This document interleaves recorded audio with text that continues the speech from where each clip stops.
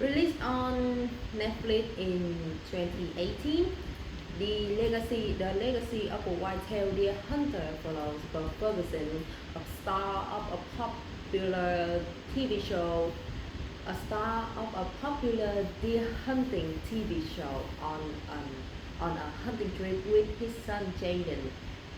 Along for the trip is Don Bucks Ferguson, Buck's longtime cameraman. For me, this is a pretty ordinary family comedy. It's not even the kind of movie I would normally seek out. I only press play because Montana Jordan and Josh Brolin were in it. But the more I watched, the more I found myself enjoying quite a few things about the movie. Most of them having to do with the way it tells a very familiar story, the kind of story where you could probably swing a cat and hit a dozen movies just like it. And and and I start to think that the legacy of a white-tailed deer hunter might actually make a really good case study in screenwriting, especially for people who are learning how to tell story and write for the screen. The first thing that caught my attention was the way the movie builds its character. Donnie introduced primarily from as the comedy, as the as the comic character, and Danny McBride present make that function even more obvious. About 8 minutes in, while the three of them are sitting in the car, Don start making cruel joke about five sister, which means his palm, and before getting increasingly graphic.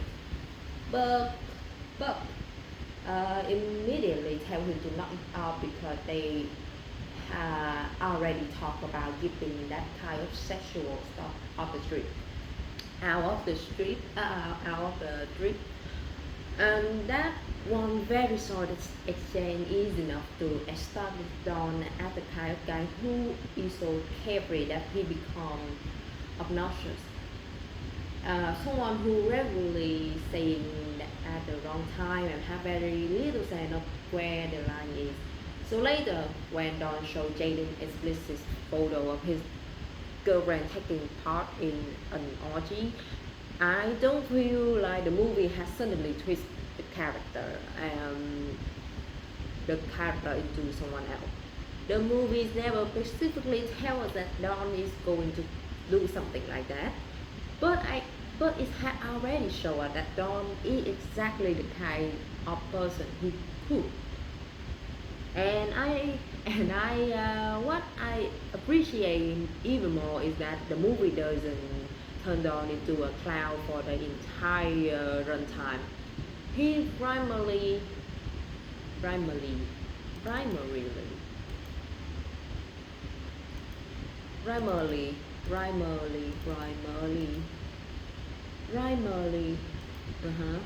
He primarily acts as a bridge between Jaden and Bucks, a guy who is so carefree that become inappropriate, who like make a joke about masturbation with woman and who tell Jaden things that obvious not suitable for a kid.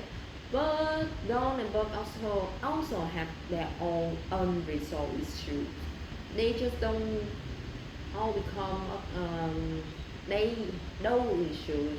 They just don't all come to the surface immediately. Because of that, we gradually start to see Don as a person with his own history and relationship with Buck, rather than one-dimensional character whose only purpose is to deliver jokes.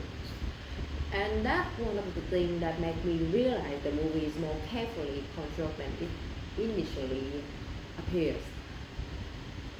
A clearly example is the story Don tells Jaden about the first time he went filming with Buck. Don had forgotten to bring a proper footwear, and the higher they climbed into the mountains, the colder it got. Eventually, he could not take anymore and told Buck they should turn back. Buck refused, and even made the and even make Don feel guilty for wanting to quit. So Don grit his teeth and keep going. Buck end up getting the deal and the footage becomes success for them, and Don lost his big toes for frostbite. The injury left him with trouble keeping his balance when he walked. And what interesting is that a few minutes before Don telling this story, a few minutes before Don tell this story, the movie had already show him walking and sleeping and hitting his forehead hard enough to bleed. We don't understand why he had so much trouble keeping his balance until Don tell us about his losing his toes. It's a small detail, and the early fall is on what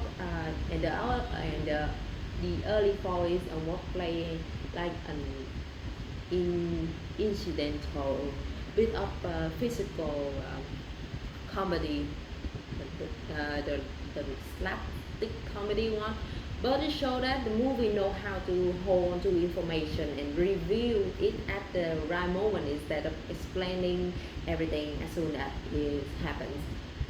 Jaden is shocked when he learned that Don lost a toe, a big toe, but Don brushed it off with a joke.